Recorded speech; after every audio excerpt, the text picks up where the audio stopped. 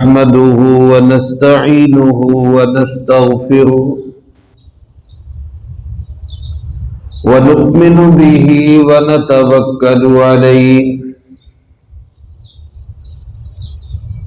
ونعوذ بالله من شرور أنفسنا ومن سيئات أعمالنا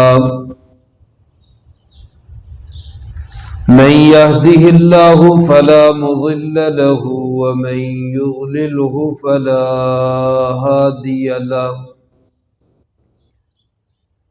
ونشهد أن لا إله إلا الله وحده لا شريك له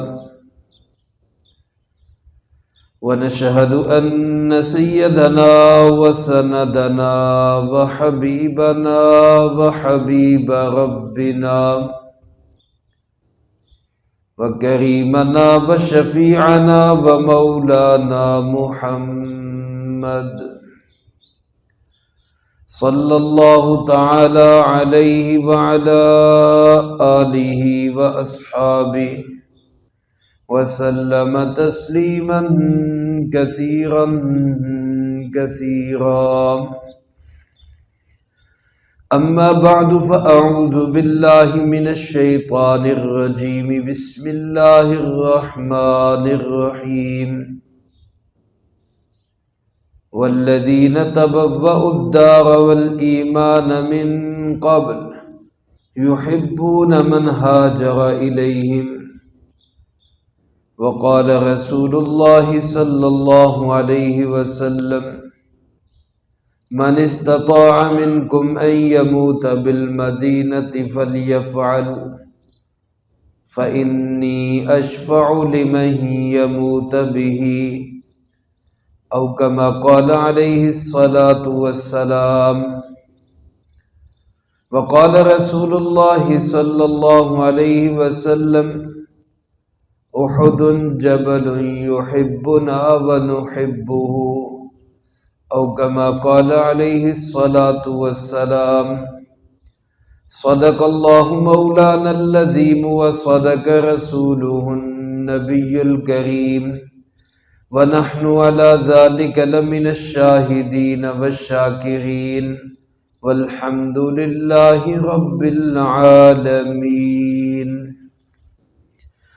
اللهم صل على سيدنا ومولانا محمد وعلى آل سيدنا ومولانا محمد كما تحب وترضى عدد ما تحب وترضى يا رب صل وسلم دائما أبدا على حبيبك خير الخلق كلهم هو الحبيب الذي ترجى شفاعته لكل هول من الأهوال مقتحم. تمام احباب محبت کے ساتھ درود ابراہیمی پڑھ لیں. اللہم صلی علی محمد وعلی آل محمد كما صليت على إبراهيم وعلى آل إبراهيم إنك حميد مجيد. اللهم بارك على محمد وعلى آل محمد كما باركت على إبراهيم وعلى آل إبراهيم إنك حميد مجيد.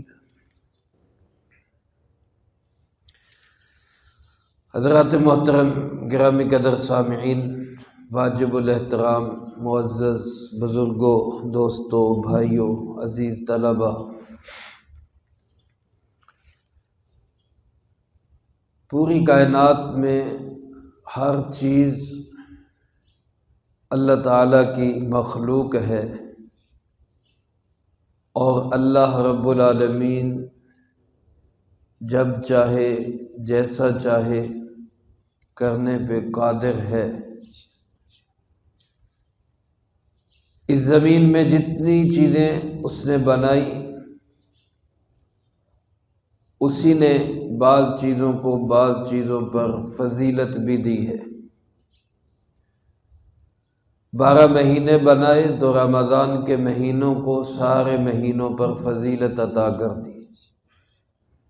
سارے انبیاء علیہ السلام بنائے تو جناب محمد کریم خاتم النبیین صلی اللہ علیہ وآلہ وسلم کو سارے نبیوں کا امام اور سردار بنا دیا۔ سارے فرشتوں کے خالق اللہ رب العالمین ہیں، سب فرشتوں کے سردار حضرت جبرائیل علیہ السلام کو بنا دیا۔ ساری راتیں اللہ تعالیٰ نے بنائی، راتوں میں سب سے فضیلت والی رات شب جمعہ کو، لیلۃ القدر کو اللہ تعالیٰ نے قرار دے دیا۔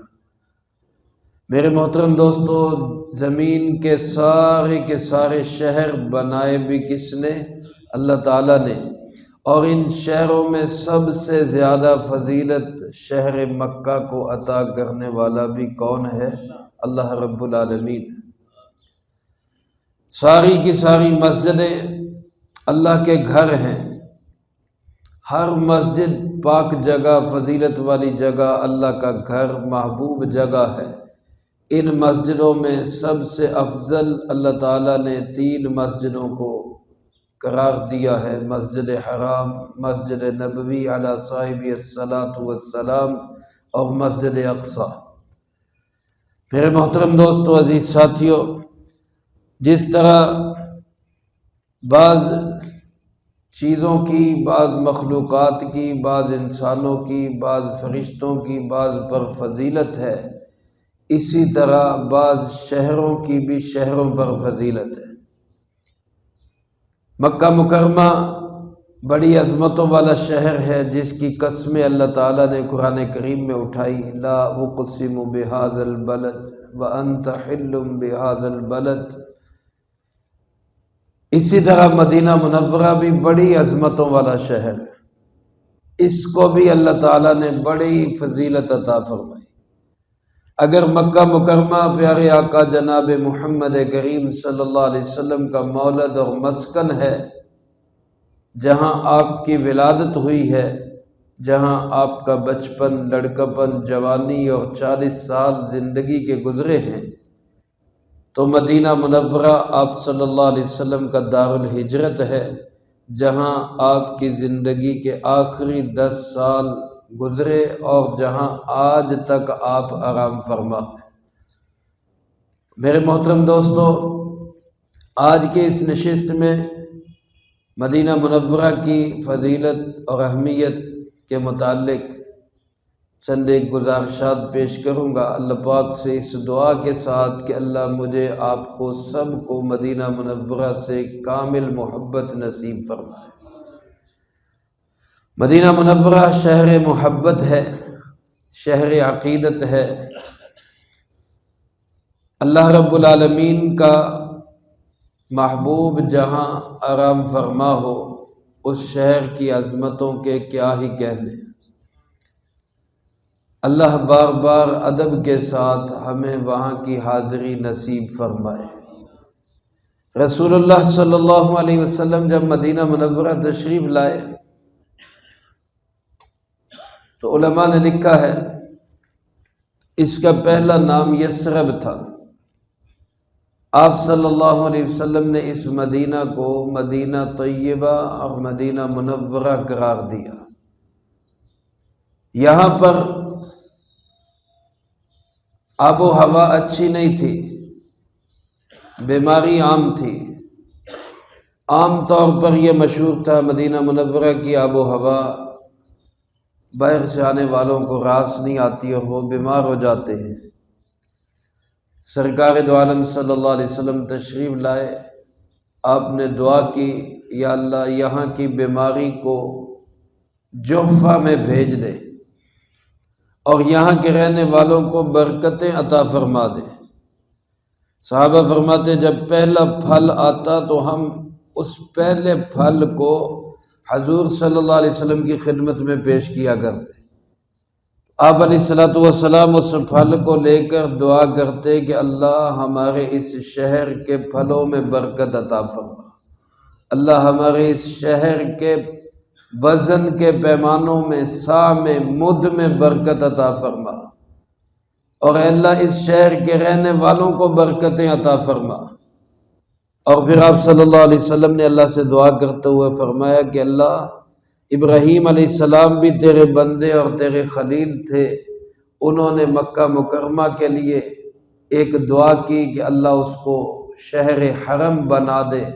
اللہ میں بھی تیرا بندہ بھی ہوں، تیرا محبوب بھی ہوں، میں مدینہ کے حق میں دعا کرتا ہوں کہ اللہ اس کو بھی شہر حرم بنا دے۔ علماء نے لکھا ہے آج مدینہ منورہ کی آب و ہوا اس قدر پاکیزہ، صاف ستھری، معطر اور بہترین ہے کہ کائنات میں کسی شہر کی اتنی پاکیزہ ہوا نہیں۔ اور یہ ایک عجیب اللہ نے اس کی فضا میں رکھا ہے کہ آپ نے ارشاد بھی فرمایا، جس کا مفہوم یوں ہے کہ مدینہ منورہ ایک بھٹی کی طرح ہے۔ مفہوم حدیث یوں ہے، مدینہ منورہ ایک بھٹی کی طرح ہے۔ جس طرح کسی بھٹی میں سونے کو یا چاندی کو ڈالا جاتا ہے تو خالص چیز نیچے رہ جاتی ہے اور جو میل کچیل ہوتا ہے وہ باہر نکل جاتا ہے۔ فرمایا مدینہ منورہ ایسا شہر ہے جس میں خالص ایمان والوں کو اللہ رب العالمین ٹھکانہ دیتا ہے۔ خالص ایمان والوں کو اللہ رب العالمین وہاں پہ قیام کی ہمت اور توفیق دیتا ہے، اور جو منافق ہو، جو بے ایمان ہو، اللہ اس کو مدینہ سے دور کر دیتا ہے۔ میرے محترم دوستو، حدیث پاک میں آپ صلی اللہ علیہ وسلم نے فرمایا اللہ کے فرشتے مدینہ منورہ کے داخلی دروازوں پہ پہرے دیتے ہیں۔ اس شہر میں نہ دجال داخل ہو سکے گا، نہ طاعون داخل ہو سکے گا، یعنی وبائی امراض سے بھی یہ شہر محفوظ رہے گا، اور دجالی فتنوں سے بھی اللہ تعالیٰ اس شہر کو محفوظ رکھے گے۔ یہ شہر مدینہ منورہ جناب محمد کریم صلی اللہ علیہ وسلم کا دار الہجرت ہے، لیکن آپ نے اسی شہر میں قیامت تک کے لیے بسنا جو ہے وہ منظور کیا۔ ابھی بھی آپ صلی اللہ علیہ وسلم اسی شہر مقدس میں روضہ مطہر کے اندر آرام فرما ہے۔ میرے محترم دوستو، مدینہ منورہ کے اندر اللہ تعالیٰ نے بے شمار روحانی اور ظاہری اور باطنی برکتیں اور خوبیاں رکھی ہیں۔ یہاں بندہ جتنا بھی انسان دکھی پریشان ہو، ٹینشن زدہ ہو، بیماریوں میں جکڑا ہوا ہو، وہاں جائے، اللہ رب العالمین سے دعا کرے، درخواست کرے، اللہ رب العالمین، اللہ کے محبوب علیہ السلام اس کی دعا کو قبول کرتے ہوئے، اس کی تمنا اور آرزو کو پورا کرتے ہوئے اس کی ساری پریشانیوں کو، دکھوں، تکلیفوں کو زائل کر دیتا ہے۔ میرے محترم دوستو، اس شہر سے لوگوں نے بڑی محبتیں کی ہیں۔ اس شہر کے رہنے والوں نے یہاں تک اس شہر میں رہے کہ انہوں نے یہیں پہ مرنے کی درخواست کی۔ ہمارے بزرگوں میں حضرت مولانا خلیل احمد سہارنپوری رحمۃ اللہ علیہ، ان کے شاگرد ہیں حضرت مولانا خیر محمد صاحب بہاولپور والے، ایک مولانا خیر محمد صاحب ملتان والے، خیر المدارس کے بانی، وہ بھی ہمارے بزرگ ہیں، اور ایک یہ خیر محمد صاحب جن کے صاحبزادے مولانا مکی صاحب حرم میں درس دیتے رہے، یہ بھی حرم میں درس دیتے رہے، وہاں مدینہ منورہ کے اندر اور مکہ مکرمہ کے اندر۔ حضرت مولانا خلیل احمد سہارنپوری رحمۃ اللہ علیہ ہندوستان سے، سہارنپور سے حج کے لیے جایا کرتے، اور آخری دفعہ جب گئے تو دعا کی اللہ تعالیٰ سے کہ یا اللہ زندگی کے آخری ایام جو ہے وہ یہیں مدینہ منورہ میں ہی گزر جائے۔ اللہ نے دعا قبول کی تو ان کا رہن سہن مدینہ منورہ میں ہو گیا۔ پھر ایک موقع آیا حج کا، لوگ حج کے لیے جا رہے تھے، حضرت مولانا خلیل احمد سہارنپوری رحمۃ اللہ علیہ وہ حج کے لیے نہیں جا رہے تھے، تو شاگرد نے کہا کہ استاد جی کبھی تو موقع یہ تھا، کبھی تو صورتحال یہ تھی کہ آپ ہندوستان سے ایک لمبے چوڑے سفر کر کے یہاں حج کے لیے آیا کرتے تھے، اور اب یہاں مدینہ منورہ میں ہیں اور اب حج کے لیے نہیں جا رہے۔ فرمایا کہ زندگی کی بس ایک آخری آرزو اور تمنا یہی ہے کہ اللہ کرے میری موت مدینہ منورہ میں آ جائے اور مجھے یہاں پہ دفن ہونا نصیب ہو جائے، اس لیے حج کے لیے نہیں جا رہا کہ کہیں راستے میں موت نہ آ جائے، مرنا یہیں پہ چاہتا ہوں، نکل جائے دم تیرے قدموں کے نیچے، یہی دل کی حسرت یہی آرزو ہے۔ اللہ کی شان، اللہ تعالیٰ نے پھر ان کی محبت پر، تمنا پر، آرزو پر مدینہ منورہ میں ہی ان کو موت نصیب فرمائی، اور آج بھی جنت البقیع کے اندر ان کی قبر موجود ہے۔ اسی طرح ہمارے بزرگوں میں حضرت شیخ الحدیث مولانا زکریا رحمۃ اللہ علیہ، جن کی فضائل اعمال یہاں تعلیم کی جاتی ہے اور تقریباً تمام مساجد میں ان کی تعلیم ہوتی ہے۔ حضرت مولانا شیخ الحدیث مولانا زکریا رحمۃ اللہ علیہ بھی آخری ایام میں مدینہ منورہ میں رہے اور وہیں پر انتقال ہوا۔ ازواج مطہرات کے قدموں کے اندر اللہ تعالیٰ نے جگہ نصیب فرمائی، پہنچی وہیں پہ خاک جہاں کا خمیر تھا۔ اللہ کے محبوب علیہ الصلوۃ والسلام نے ارشاد فرمایا، تم میں سے جو شخص یہ تمنا، یہ آرزو، یہ دعا اور کوشش کر سکتا ہو کہ اس کو مدینہ منورہ میں موت آئے تو اس کو یہ کر لینی چاہیے، اس لیے کہ فرمائے جو مدینہ منورہ میں فوت ہوگا قیامت کے دن میں اس کی سفارش کروں گا۔ اللہ کے محبوب علیہ الصلوۃ والسلام کی شفاعت اس شخص کو نصیب ہو جائے گی جس کا انتقال مدینہ منورہ کے اندر ہوتا ہے اور جس کی تدفین مدینہ منورہ کے اندر ہوتی ہے۔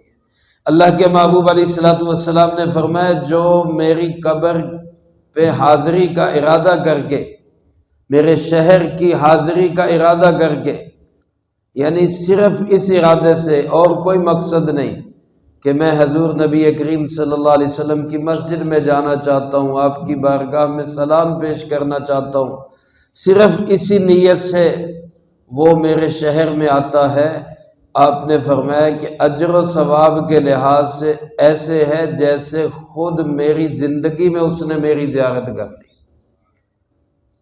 اللہ تعالی ہم سب کو یہ برکتیں اور یہ رحمتیں بار بار نصیب فرمائے۔ ہمارے بزرگوں میں ایک بزرگ حضرت مولانا ظفر احمد عثمانی رحمۃ اللہ علیہ، بنگلہ دیش جب پاکستان بنا تو وہاں پر سب سے پہلے پاکستان کا پرچم لہرانے کی سعادت حضرت مولانا ظفر احمد عثمانی رحمۃ اللہ علیہ کو حاصل۔ یہاں ہمارے اس پاکستان میں جس کا دارالحکومت اس وقت کراچی تھا، کراچی کے اندر سب سے پہلے پاکستان کا پرچم لہرانے کی سعادت حضرت مولانا شبیر احمد عثمانی رحمۃ اللہ علیہ کو حاصل ہوئی۔ تو یہ مولانا ظفر احمد عثمانی رحمۃ اللہ علیہ 1974 میں ان کا انتقال ہوا، 82 سال کی عمر میں۔ یہ ایک موقع پر حج کے لیے گئے، فرماتے ہیں کہ حج کے بعد مدینہ منورہ میں رسول اللہ صلی اللہ علیہ وسلم کے شہر میں روضہ مبارک پہ حاضری کے لیے گئے۔ وہ پرانا زمانہ تھا، اس وقت سعودی عرب میں اس قدر ریل پیل نہیں تھی، دولت کی غربت اور افلاس والی حالت تھی، بحری جہازوں پہ سفر ہوتے تھے۔ فرماتے ہم نے مسجد نبوی کے قریب خیمہ لگایا، ہوٹل تو ہوتے نہیں تھے، خیمے لگاتے تھے لوگ، اپنے جہاں جگہ مل جاتی وہاں خیمہ لگا لیتے۔ گرمی کا موسم تھا، فرماتے کہ ہم کھانا وغیرہ کھایا، کچھ تربوز ساتھ لیے تھے وہ کھائے اور اس کے چھلکے ہم نے باہر پھینک دیے۔ تھوڑی دیر کے بعد ہم کیا دیکھتے ہیں کہ ایک نوجوان بچہ 8-10 سال عمر اس کی، لڑکا ایک، وہ آیا اور ان چھلکوں کو اٹھا کر ان کے ساتھ جو تھوڑا بہت تربوز لگا ہوا تھا اس کو کھانے لگا۔ کہتے ہیں ہمیں بڑا اس پہ پیار بھی آیا، ترس بھی آیا۔ ہم نے اس کو خیمے میں بلایا، پوچھا بیٹا یہ چھلکے کیوں کھا رہے ہو، یہاں بیٹھو ہمارے ساتھ کھاؤ۔ پہلے تو اس نے نہ کی، پھر تھوڑی مانوسیت ہوئی، کھانے لگا۔ پھر اس نے بتایا کہ میں یتیم ہوں، میرا والد فوت ہو گیا ہے، والدہ نے دوسری شادی کر لی، اس لیے اکیلے ہی رہتا ہوں، کھانے پینے کا کوئی نظم نہیں، اور آپ حضرات سے میں مانگ بھی اس لیے نہیں سکتا کہ آپ مسافر ہیں، آپ مہمان ہیں، میں یہاں کا رہنے والا ہوں، میزبان ہو کر میں آپ سے مانگوں، میرا حق ہے میں آپ کو کھلاؤں، میں آپ سے سوال کروں، میرا دل نہیں کرتا۔ حضرت فرماتے ہیں اس بچے کی اس صورتحال کو دیکھ کر اور اس کی سمجھ کو دیکھ کر، بچہ ہے لیکن سمجھ کیسی ہے، ہمیں اس سے بڑا پیار ہوا۔ ہم نے اس کو کہا بیٹا جتنے دن ہم یہاں ہیں تم روزانہ ہمارے پاس آ جائے گا، ہمارے ساتھ کھانا کھایا کر۔ فرماتے وہ آنے جانے لگا، مانوسیت بھی بڑھ گئی۔ باتوں باتوں میں نے اس کو کہا بیٹا تم ہمارے ساتھ چلو ہندوستان میں، وہاں میں تمہیں کسی اچھے ادارے میں داخل کراؤں گا، اسکول بھی پڑھو گے، کالج یونیورسٹی بھی پڑھو گے، مدرسے میں دین کی تعلیم بھی حاصل کرو گے۔ اس نے کہا کہ چچا میں اپنی والدہ سے پوچھ کر پھر آپ کو بتاؤں۔ کہتے ہیں ایک دو دن کے بعد وہ آیا تو سامان بھی ساتھ لے آیا کہ میری والدہ نے اجازت دے دی ہے لہٰذا میں آپ کے ساتھ ہی جاؤں گا۔ فرماتے جس دن ہم نے کوچ کرنا تھا ہم چل پڑے، کچھ پیدل کچھ سواریوں پہ سفر طے کرنے لگے۔ چلتے چلتے اس نے مجھ سے پوچھا کہ چچا وہاں مجھے کپڑے بھی ملیں گے؟ کہا بیٹا اچھے کپڑے ملیں گے، کھانا بھی ملے گا، کھانا بھی خوب ملے گا، پڑھائی بھی ہوگی؟ ہاں بیٹا پڑھائی بھی خوب ہوگی، اسکول میں کالج میں جہاں تم کہو گے تمہیں اچھی جگہ پہ پڑھائیں گے ہم۔ کہتے وہ سوال کرتا رہا یہ نعمت، میں بتاتا رہا کہ ساری نعمتیں ملیں گی۔ کہتے اسی اثناء میں ہم گنبد خضرا کے قریب سے گزرنے لگے تو اس نے اشارہ کر کے کہا کہ چچا یہ بھی وہاں ملے گا مجھے، یہ گنبد اور یہ گنبد والی ہستی یہ بھی وہاں ملے گی مجھے۔ کہتے میری آنکھوں میں آنسو آ گئے۔ میں نے کہا بیٹا یہ اگر وہاں ملتی تو ہم یہاں کیوں آتے، اس کے لیے تو ہم یہاں پہ آتے، یہ وہاں نہیں ملتا۔ کہتے اس نے ایک دم میرا ہاتھ چھڑایا اور کہنے لگا کہ چچا غربت منظور ہے، جہالت منظور ہے، بے بسی منظور ہے، سادہ کھانا پینا منظور ہے، لیکن اس در کو چھوڑ کے میں کہیں نہیں جا سکتا۔ کہتے ہمارے آنکھوں میں آنسو روا تھے، اتنی محبت مدینہ منورہ سے کہ اس در کو چھوڑ کے ہم کہیں نہیں جا سکتے۔ ہزاروں بار اے مدینہ تجھ پہ میں فدا ہوتا، جو بس چلتا تو مر کے بھی نہ تجھ سے میں جدا ہوتا۔ اللہ تعالیٰ ایسی والہانہ محبت، عقیدت اور وارفتگی ہمیں مدینہ منورہ سے نصیب فرمائے۔ حدیث مبارک میں آتا ہے آپ صلی اللہ علیہ وسلم جب سفر سے واپس آتے مدینہ منورہ کے پہاڑوں پہ نظر پڑتی تو آپ کا شوق اور ولولہ اتنا بڑھ جاتا کہ آپ سواری کو بھی تیز کر دیتے، اور تیز چلاؤ سواری، اور تیز چلاؤ تاکہ ہم جلدی مدینہ منورہ میں پہنچیں۔ اور دور سے ہی جب احد پہاڑ پہ نظر پڑتی تو آپ فرمایا کرتے واہ یہ وہ پہاڑ ہے، ہم اس پہاڑ سے محبت کرتے ہیں اور یہ پہاڑ ہم سے محبت کرتا ہے۔ میرے محترم دوستو ایسی والہانہ عقیدت محبت اللہ کے محبوب علیہ السلام کے شہر سے اللہ پاک ہمیں بھی نصیب فرمائے۔ جس سے محبت ہوتی ہے انسان کو اس کے در و دیوار سے بھی محبت ہو جاتی ہے۔ تو اس مدینہ منورہ کے شہر کے ساتھ ہمیں عقیدت احترام اور محبت ہے، اور ہم دعا بھی کرتے ہیں اللہ تعالیٰ بار بار وہاں کی با ادب حاضری ہم سب کو نصیب فرمائے۔ اور یہ تمنا آرزو بھی ہے اور یہ اللہ پاک سے دعا بھی ہے کہ اللہ کرے زندگی کے آخری ایام جب بھی ہوں مدینہ منورہ میں گزریں اور اللہ وہیں کی موت وہیں کی تدفین نصیب فرمائے۔ جس انسان کی وہاں موت آ گئی وہاں تدفین ہو گئی، اللہ کے محبوب علیہ السلام نے فرمایا میں قیامت کے دن اس کی سفارش کروں گا۔ جس کو اللہ کے محبوب کی سفارش مل گئی اس کا تو بیڑا پار ہو گیا، تو کامیاب ہو گیا۔ اللہ ہم سب کو نصیب فرمائے جو کہا سنا اس کو زندگی میں لا کے دوسروں تک پہنچانے کی توفیق عطا فرمائے۔ وآخر دعوانا ان الحمد للہ رب العالمین، سنتیں ادا فرمائے۔